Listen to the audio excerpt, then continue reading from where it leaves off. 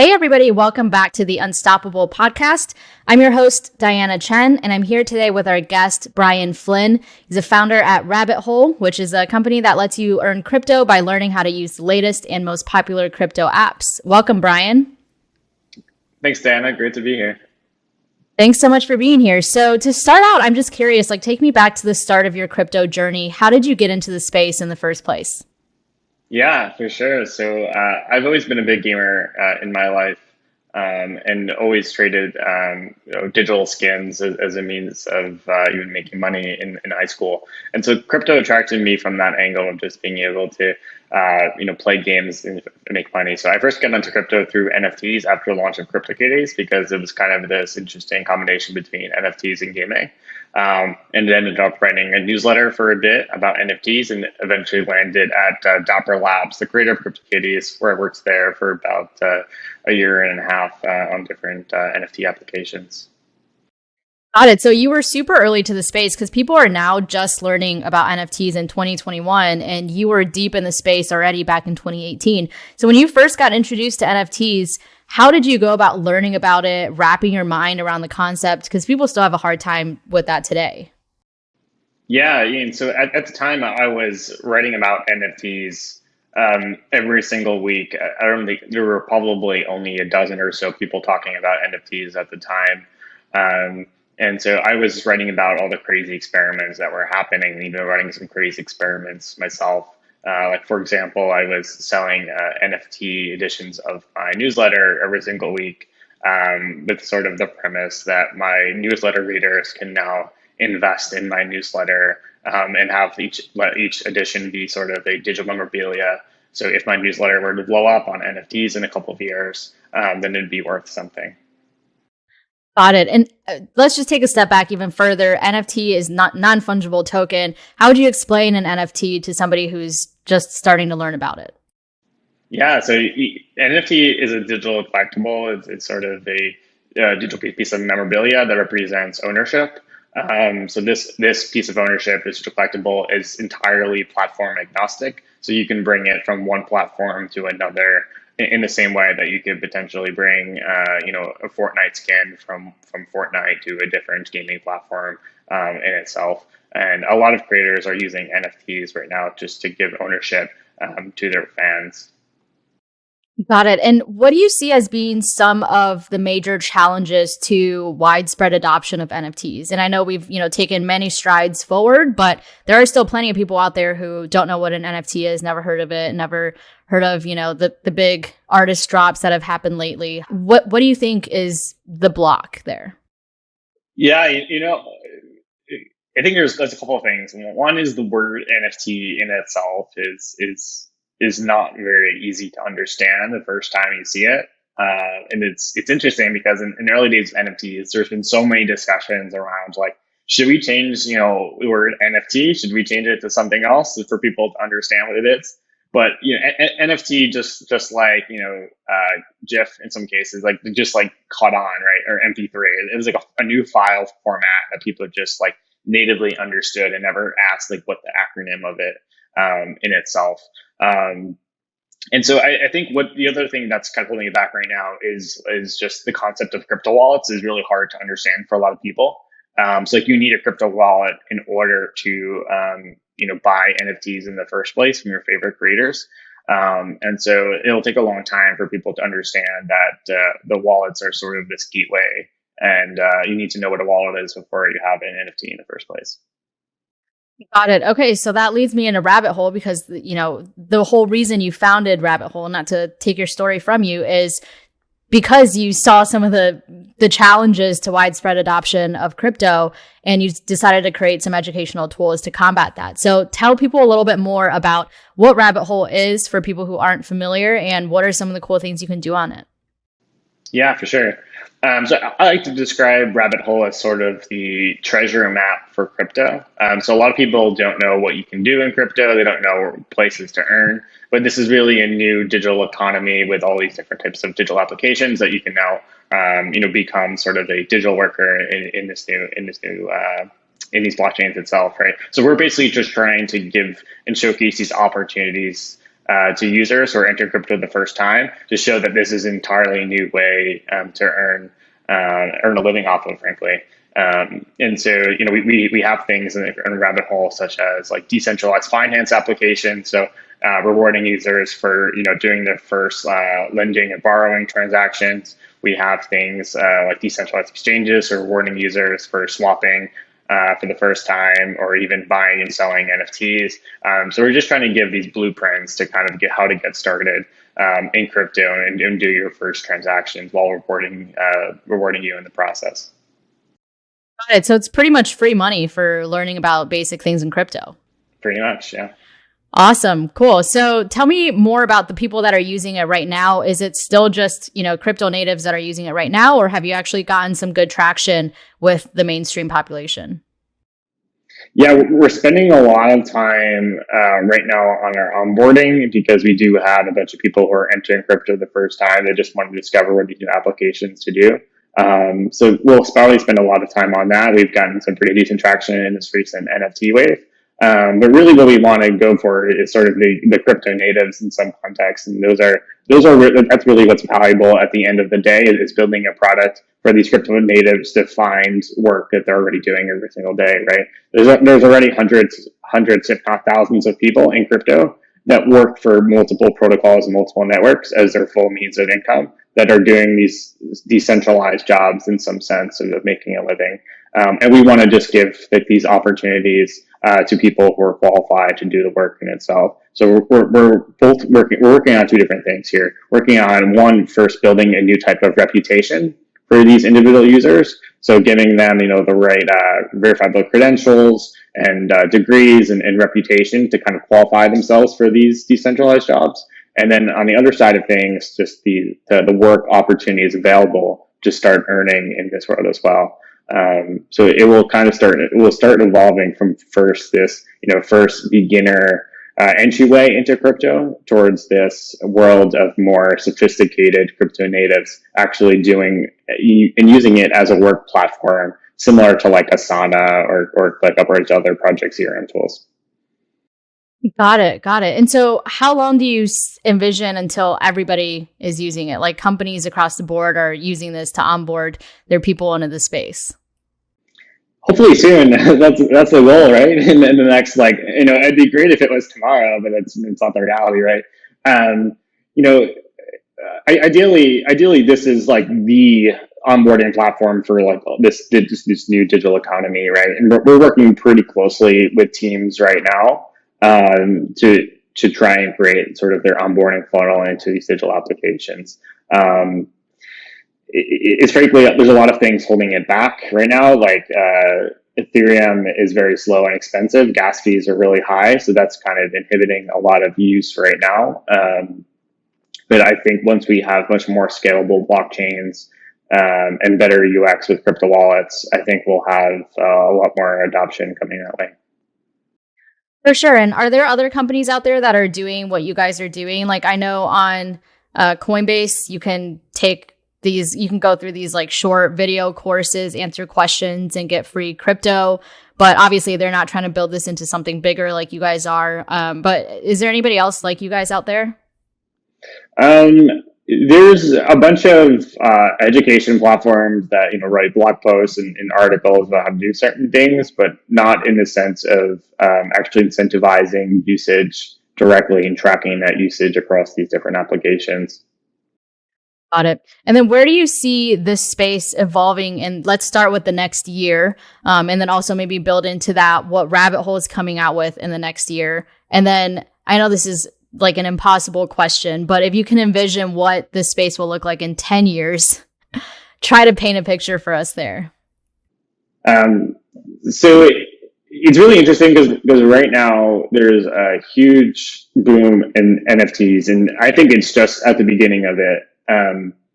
And so maybe in a year from now, you'll have a ton of NFT creators or minters in some cases who are just trying to get attention for their NFTs right now, right? And so what people do right now is they do these drops on NFT platforms, right, as a means of generating a lot of attention and selling out. Eventually, that playbook won't work anymore because everyone is doing it. So we'll need new ways of getting attention, right? And then there'll be these curation platforms, basically people who are getting paid to have their NFTs directly on these platforms itself. It's sort of going to be like the new record label, right? So these curation platforms are now saying, maybe I want this NFT, or this NFT like on my platform, and I'll help the creator sell it and get a portion of the royalties when it's sold in itself. And so like you'll see these different curation platforms being popping out in the next year or so, and even be entirely decentralized in itself, right? So the people who make the decisions of what NFTs should be on the platform are determined by token holders or people who actually own those platforms in itself, right? The users of the platform. So that'll be one interesting model to watch. In the context of RabbitHole, RabbitHole is also a curation platform, right? We're basically curating which opportunities are most valuable to the user in some context, right? We kind of brand ourselves as sort of a recruiting marketplace for this new type of digital work, right? So what we're really doing is now curating all these different opportunities to kind of say what is relevant to a specific type of user, right? And we're going to get to the point where we have everyone is transacting on chain in a couple of years and doing all their digital work on chain.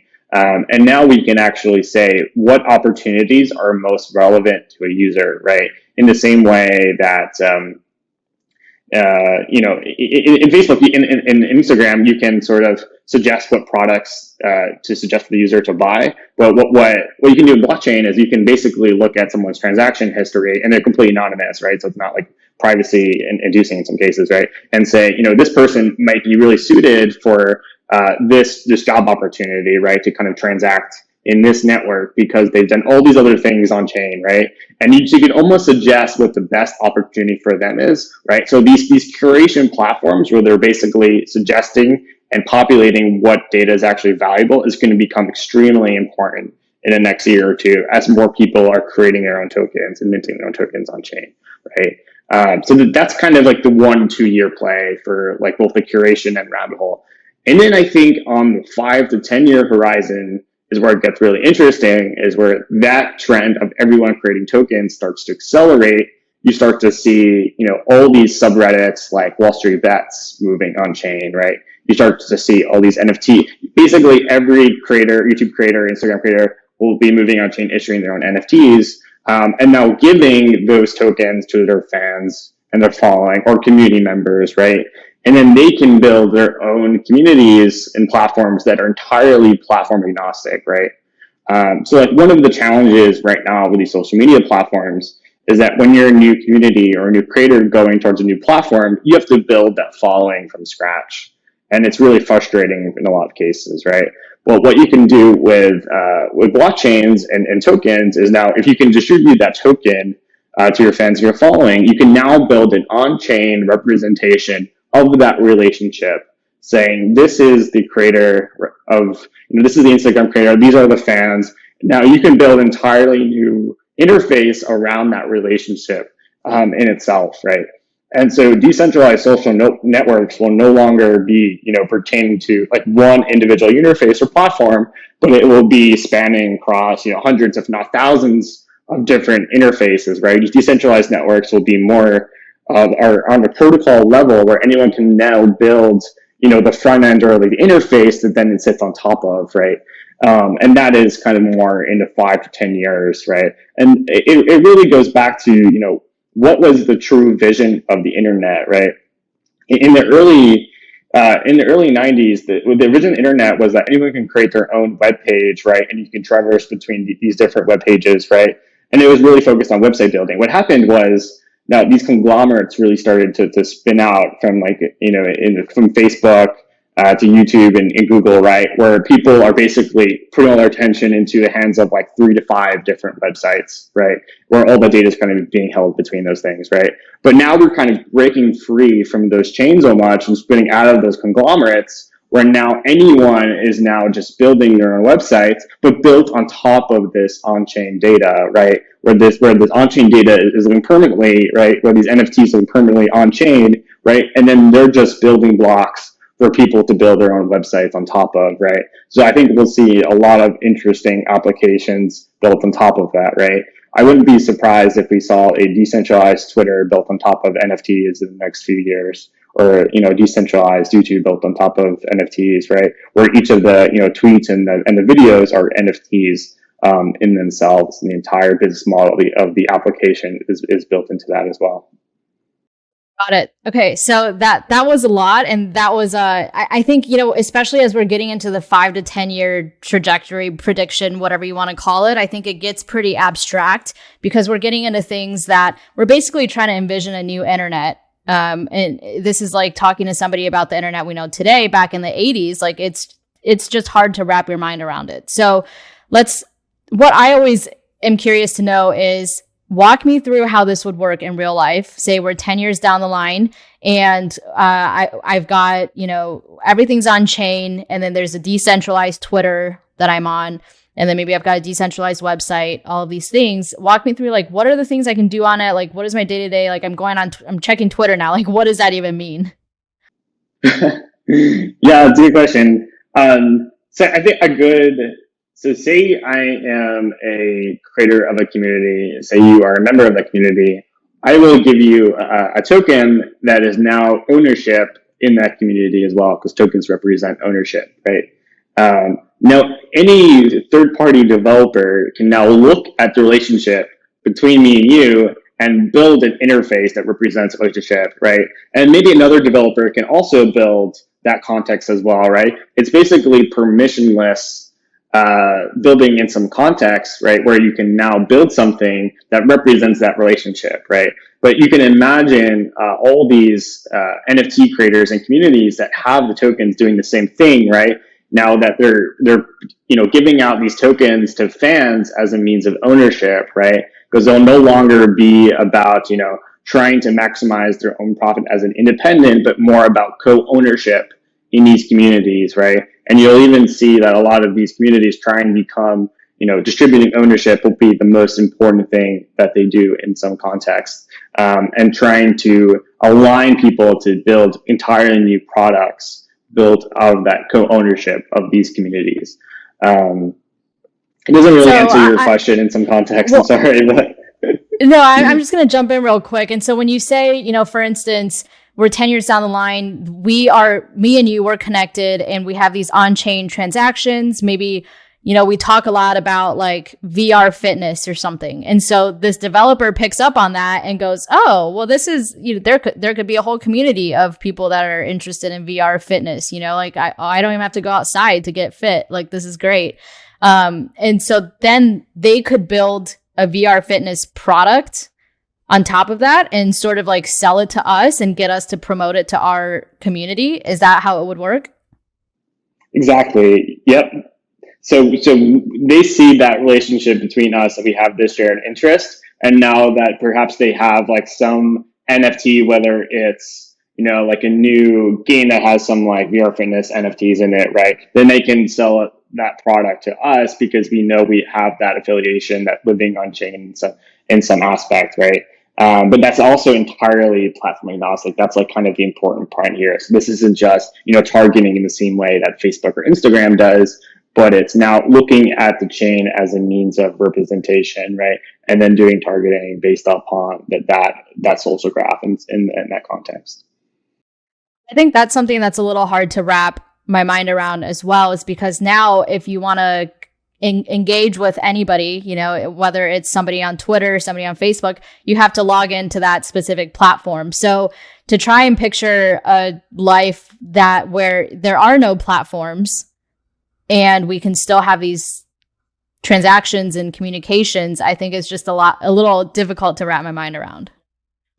Yeah, I think the important point here is that there still will be platforms. They just won't be the big conglomerates that you see today, right? So instead of using 2 or 3 platforms that you do today, whether it's like, TikTok, Twitter, and YouTube, it will be more like 10 or 20, right, different interfaces, right, all built by independent developers, right? And maybe it's just that those 10 or 20 are the different communities or people you interact with, right? You will be able to go into those interfaces, like if you want to interact with that community specifically with its own website, right?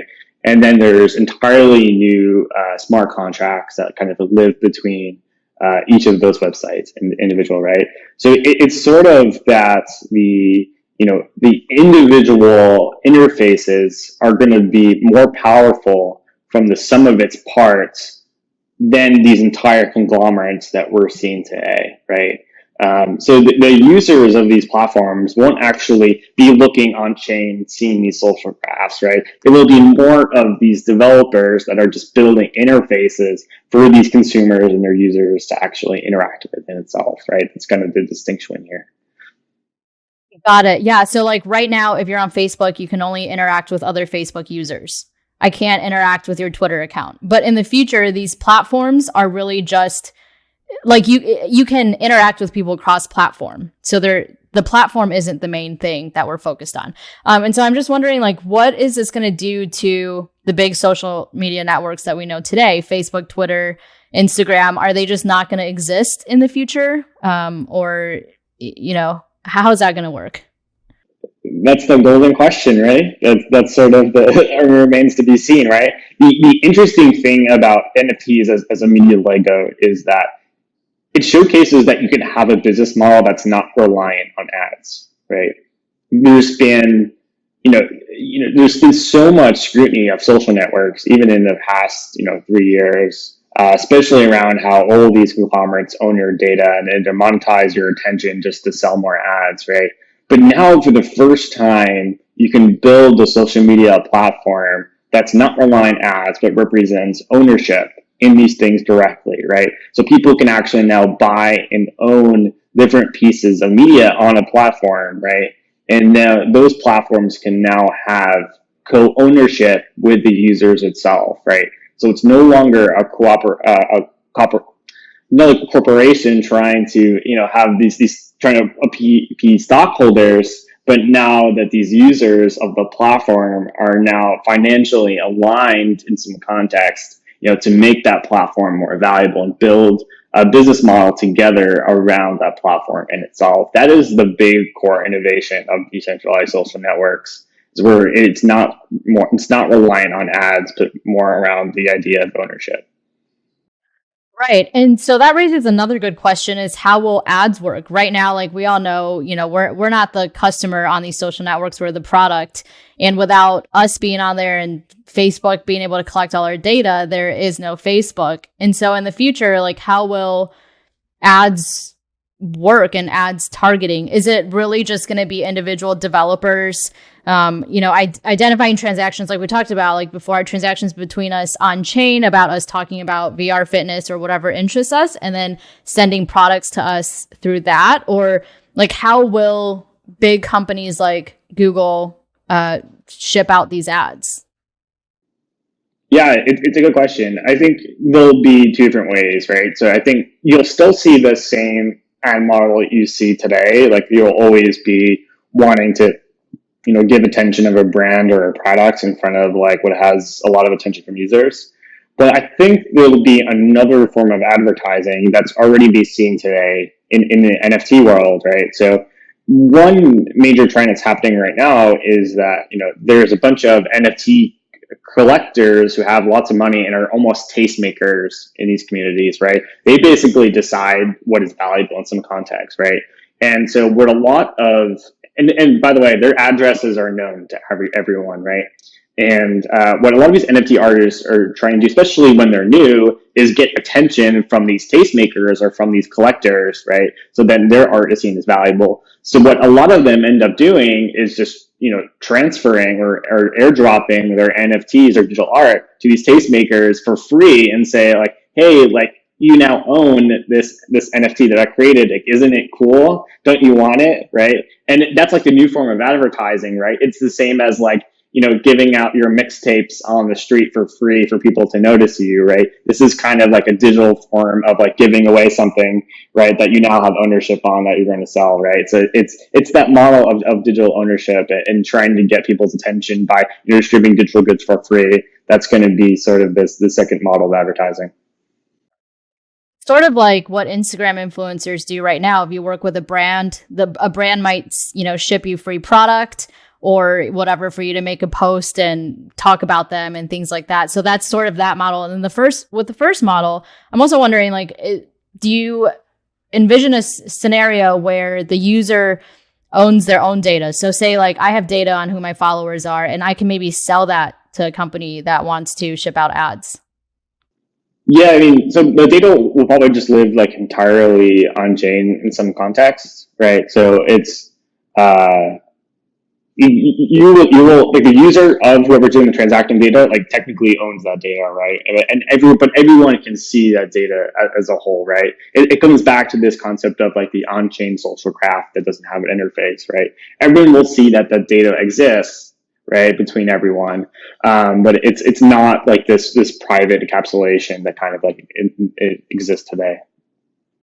Got it. And then another thing that just popped into mind is with everything being on chain, how will people have privacy? Like right now, some people have private Instagram accounts. You got to follow them to see their stuff. How can we make sure that, like not every single thing I post and every single thing I tweet at anybody is just going to be out there for everybody to see? Yeah, I think so. I would say that some things won't be on chain, right? I think there'll still be reasons for why you don't want things on chain. Maybe it's more ephemeral, right?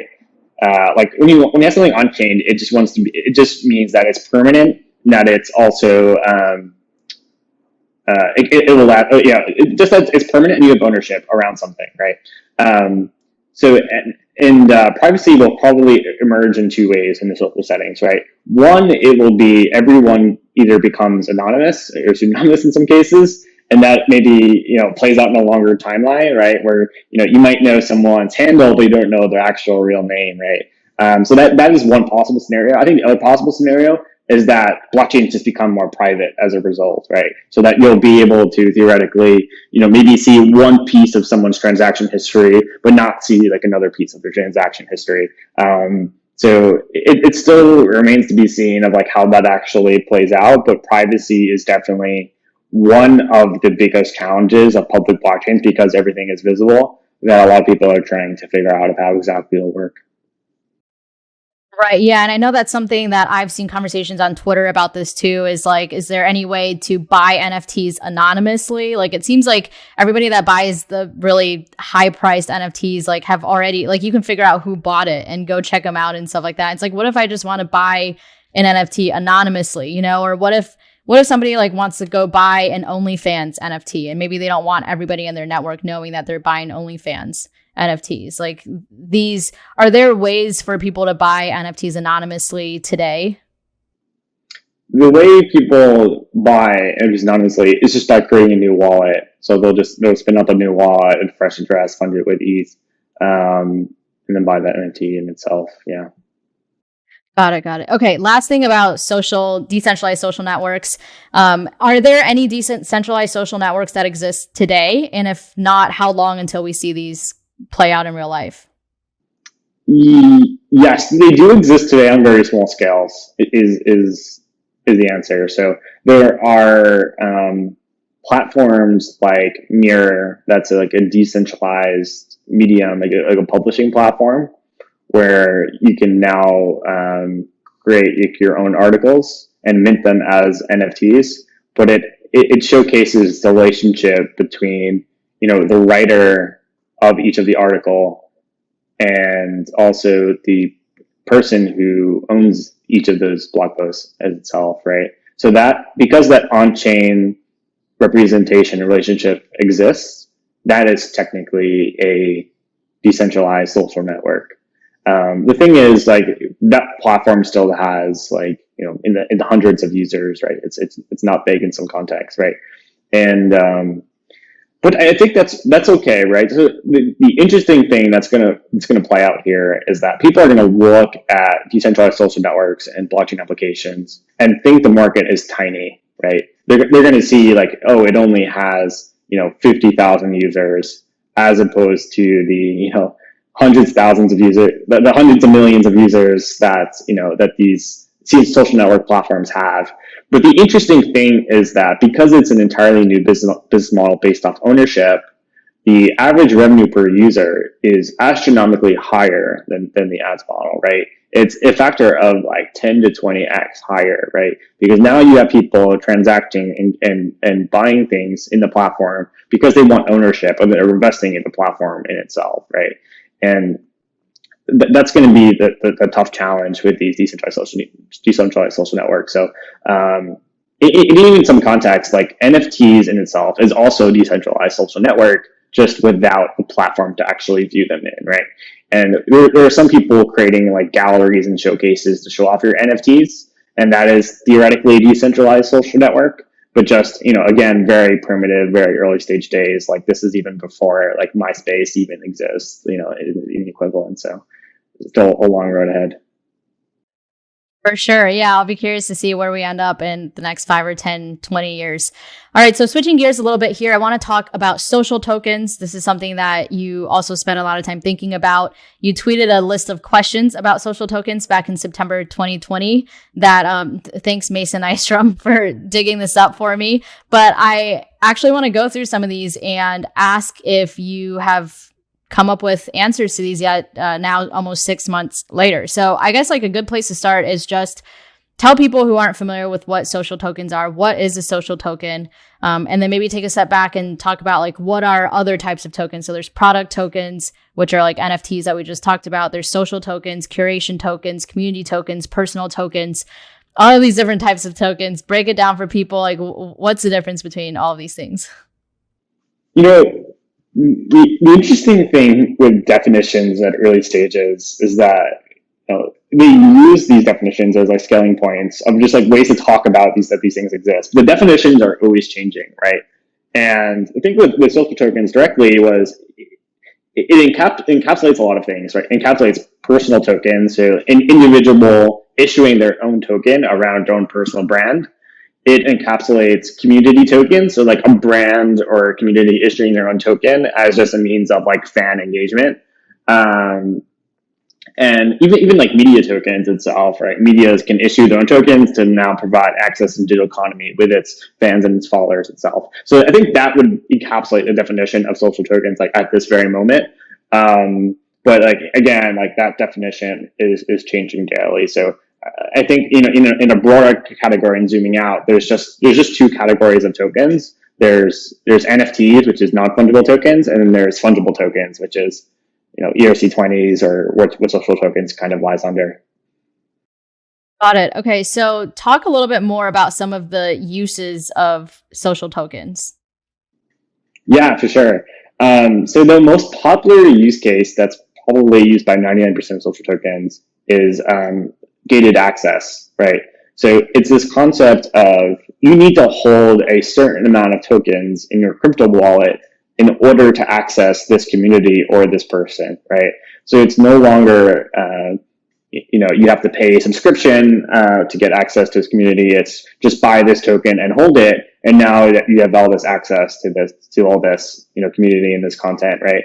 The interesting thing with that over subscriptions is that now you're basically investing at the same time that you have access, right? So maybe it costs 100 tokens when you're getting access to this community, but maybe the price of that token goes up in the next few months because more people are getting access to the community and are demanding access, right? So it sort of has better price discovery in some aspects with these social tokens in itself. And for example, I created a social token called Jam back in the summer of last year, and I used it for token gated access to a newsletter, right? Where so you actually needed 100 social tokens of Jam in order to access my newsletter. And at the time, it cost about like $10 to access the newsletter. But after 2 months of writing, it started costing $30 to access the newsletter each week. So it just kind of evolved as sort of as it went. But there's a whole host of problems with social tokens. I think it's a lot of outstanding questions in that Twitter thread itself. So happy to kind of dig into it more. Yeah, for sure. So first of all, like one thing that I find interesting about social tokens is that a huge complaint of like social media for us today is that it almost makes us less social, even though it's called social media. Like it's inhibited our ability to just have in-person conversations, call up somebody on the phone and build genuine community, because we're constantly engaging with all these followers that we've never even met before on Instagram. And, it's just not like, that's sort of the criticism of our current social media internet 2.0 situation. But what I'm hearing you say sort of is like social tokens, there's a lot of potential for social tokens to build community in a more genuine way. And I kind of just want to hear you talk out that thought a little bit more too. The interesting thing with social tokens is that because it represents ownership in a community and creator and fan relationship, now everyone involved has an aligned interest in the success or the outcomes. And this was never the case before with the subscription model in some cases, because it was almost transactional, right? Where you bought into something because you wanted the access to the creator or some context, but you didn't really care about, the other people in the community, unless you actually, unless you join the community for the community itself, right? And so it definitely has this. I think there's two problems with this, right? One is it has the potential to actually form better relationships, because now people are in it for the right reason. You can actually match people who have right interests because you have their on-chain social graphs can do better matching. The reason why this never panned out was because people care more about speculation and the financial interest of the token as opposed to the community building in itself, right? And once it becomes about speculation and about the financial interest, right, people become greedy. And this is one thing that's going to be, the challenge with social tokens is like, how can you actually form, human relationships with people in the context of crypto when everything is about the price or about investment? And I don't have a good answer to that, honestly. I wish I did. Yeah, no, we're still like so early stage, and it'll be interesting to see how all of this evolves. So if you envision us being 10 years into the future, do you see everybody holding their own social token? Yeah, I think everyone will be issuing their own NFTs, and from the NFTs, they'll be able to fractionalize those NFTs to give ownership to other people. So if I have an NFT, I can give you, say, 20% of that NFT. And so that when it sells, like I'll get 80%, you'll get 20%. I think friends will do that with each other to give, financial outcomes to like their friends and the community members, like as a whole, right? And so like the fractionalization of NFTs like in itself, represented in social tokens is going to lead to everyone issuing their own tokens, right? And there's obviously a lot of regulatory issues there that can definitely be brought up, but I think it's sort of to the point where it's almost that Pandora's box has been opened, and that we're already on this trajectory for everyone to have their own social token through the proliferation of NFTs. For sure. And I actually can't remember if we were talking about this on air or off, but you mentioned earlier that the concept of likes and follows right now that we know of is not going to really exist in the future. And rather it would be, you issuing your own social tokens and NFTs and things like that to get followers in essence. So essentially like what you're saying is everybody will have their own social tokens, and then anybody that wants to quote unquote follow them, as we know of today, could buy one of those social tokens or buy an NFT or a part of an NFT. And in that way, they're essentially deemed as a follower.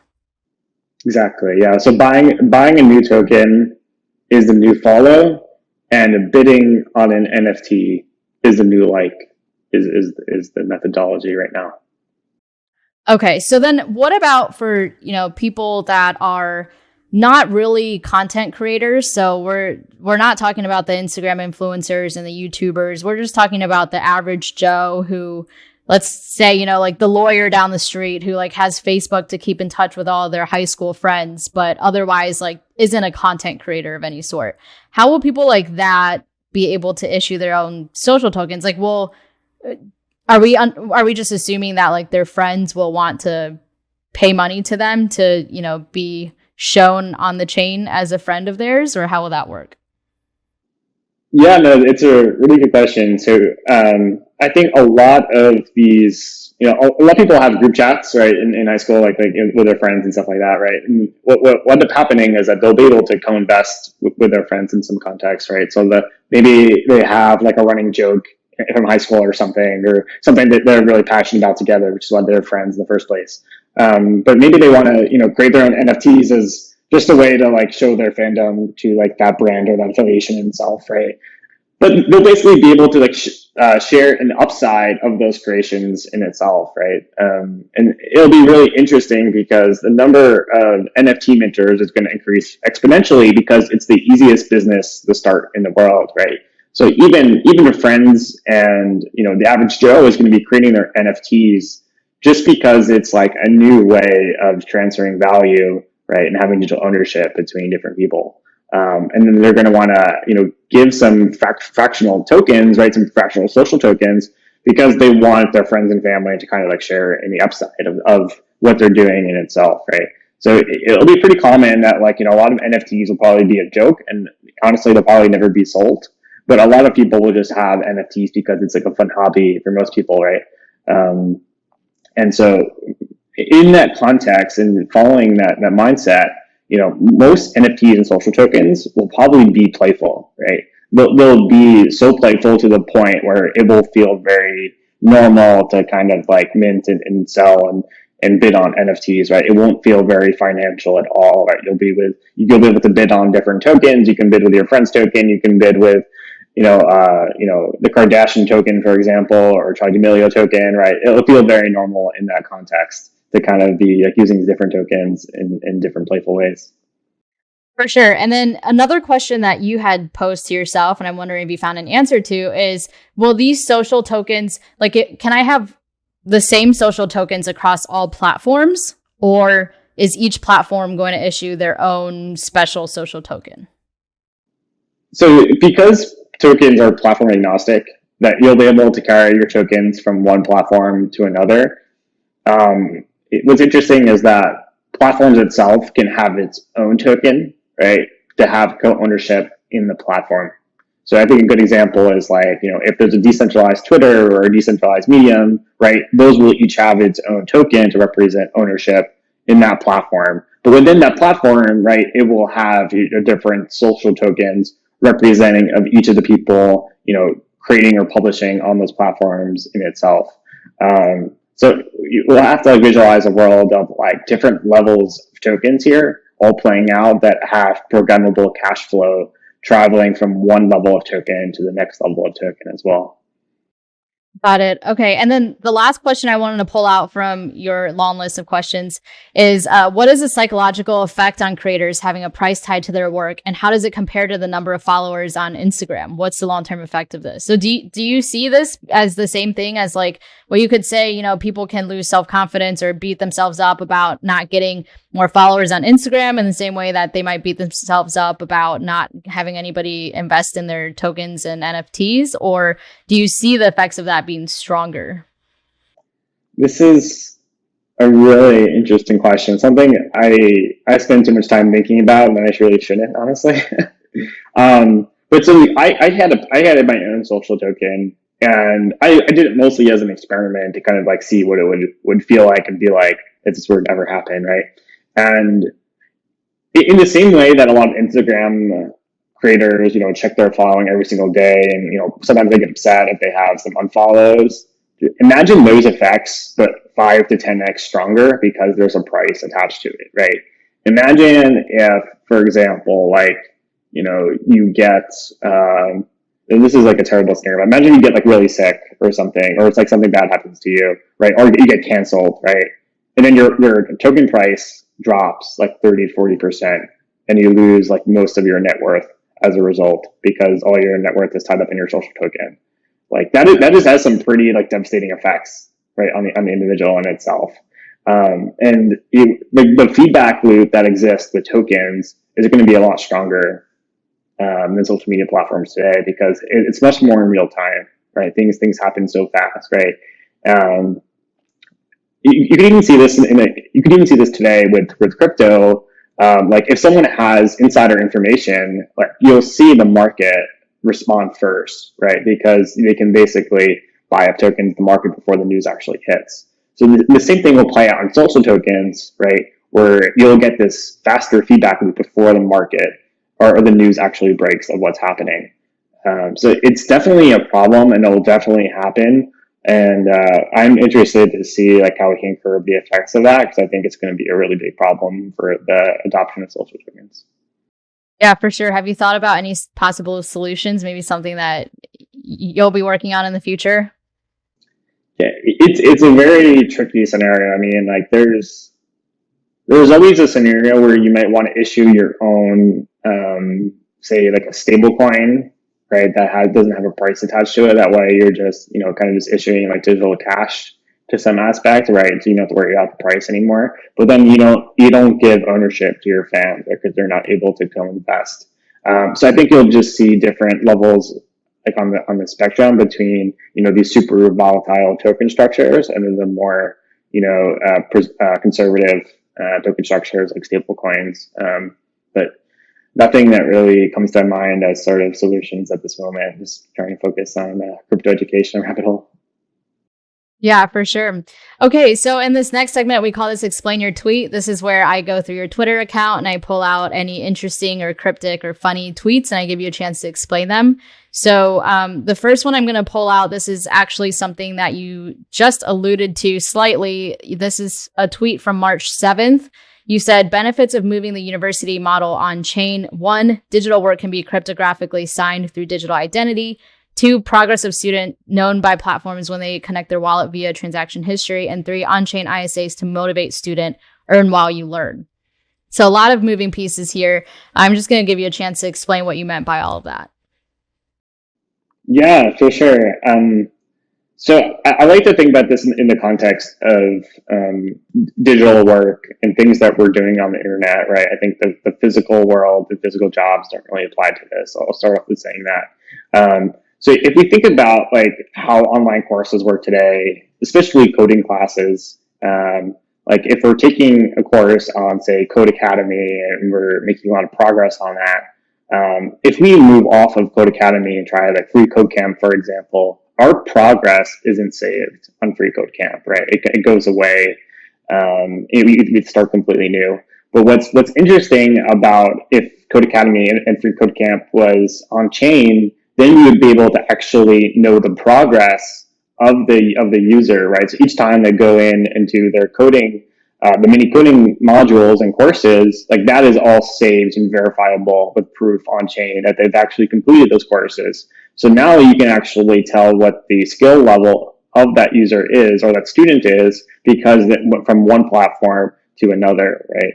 And it becomes really interesting because now that all this progress of the student is being chained is on chain, and now you can do things like on chain ISAs where you can say like, hey, this student showed this level of knowledge, they have a really good chance of learning this stuff and becoming and learning this skill in the next 2 months if they follow this trajectory, right? So you can do a lot better at pricing of these ISAs because you have this on chain data of the student in some capacity, right? And even in the context of like Lambda School, which does off-chain income share agreements for people who want to learn coding for the first time, they don't have any data to say how well the student will perform, and how well they'll go through and get a job in the future, right? It's all based off an application process. But now, because the digital identity is actually on chain with all their progress from all the different learning courses, it's much easier to price that information and underwrite that student for their education as well and transition to a digital economy. So I think as more digital jobs it kind of exist, whether it's coding or curating or even NFT minting, I think all of these things can now be done on chain, and actually a whole new university model can be developed around this thing, around these digital jobs. of saying, here's the best way to go from, being an NFT creator to this NFT hotshot. Here are the different steps you need to do. Here's everything you need to learn, and be proving that on chain. And then even getting a loan for starting your NFT business because you've proven you've done all these education modules and stuff, right? Because it's all verifiable on chain. That's kind of the future that we're moving towards right now, where this verified proof is basically giving you this progress being on chain and getting the potential to get earning while you learn almost. Got it. Do you see this completely putting universities out of business with the current model that universities operate under, or do you still see universities being around for like STEM majors or in certain majors, but not for others? Yeah, I think it'll still exist for STEM and for jobs in the physical world. I think just anything digital will move to this new model.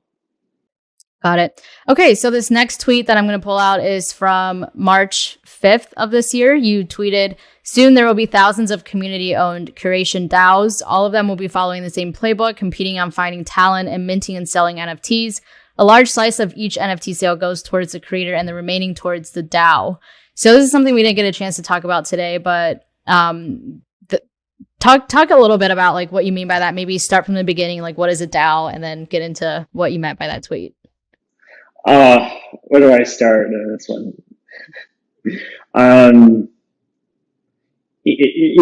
What's interesting about NFTs in some context, I think mentioned before, is that you can give ownership to friends or families or even curators, right? People who actually help you sell your NFT in the first place. And if you think about like what's happening in music right now, and a lot of artists are issuing and selling their NFTs and even dropping their record labels because they realize they don't need their record labels anymore to make money. But the new record label, a record label model is still going to exist, but it's going to exist in the form of curators, right? Which are going to be entirely decentralized to some extent, right? And these curators are basically going to say like, this music is valuable, right? And can represent it as an NFT, and we'll help the artist sell it, right, and sell it to a fan for a high amount of value, right? But that curator can now be decentralized and into the form of a DAO, which is basically just a collective that's owned by a bunch of individual users and powered by a token. So the curator DAOs, for example, are the new record label, and there will be thousands of them, and they're just basically the media brands or the talent agencies that are now just curating these different NFTs and helping the talent sell their NFTs to their fans, basically brokering the deal in some aspect and getting financial upside. Got it. Okay, and then I have one more tweet to call out. This one should be a quick one. This is from March 8th.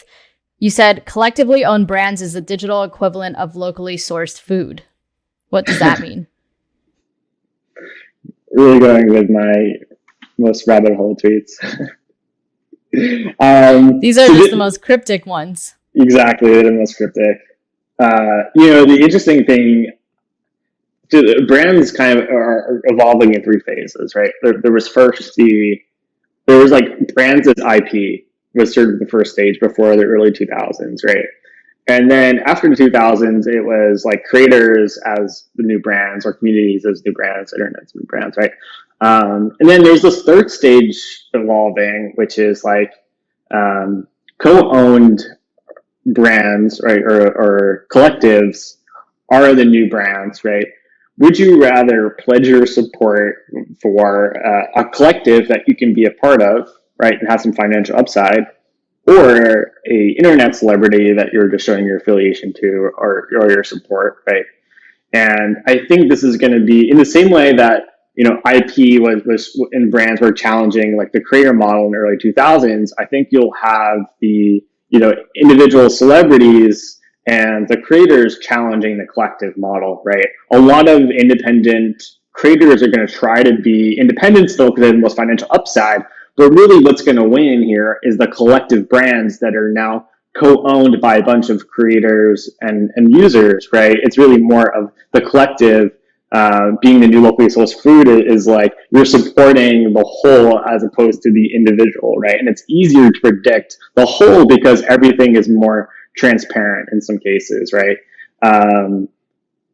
Yeah, that's all I got for that one. Got it. Got it. Okay. Well, I will say that your Twitter is just full of cryptic tweets like that. Like I could have literally closed my I don't eyes and understand pointed to one. half my own tweets. I'll be honest. Okay.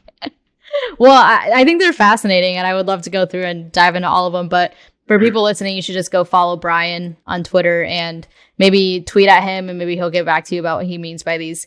But thanks so much, Brian, for taking the time to be on the podcast. I really enjoyed the conversation and can't wait to see some of the things that we talked about today come to light in the next year, 5, 10 years. Before you go, just tell people where they can find you if they want to get a hold of you personally, and also where they can go to learn more about RabbitHole, and what are some of the cool things that they can do initially once they find RabbitHole and sign up for it. Yeah, you can find me on Twitter at FlynnJam, 2 N's, 2 M's, and you can go to RabbitHole at rabbithole.gg and sign up there. Awesome. Well, thank you so much, Brian. I really enjoyed this conversation. Thank you, listeners, for tuning in, and we'll be back again soon with another episode of the Unstoppable Podcast. Thanks for having me.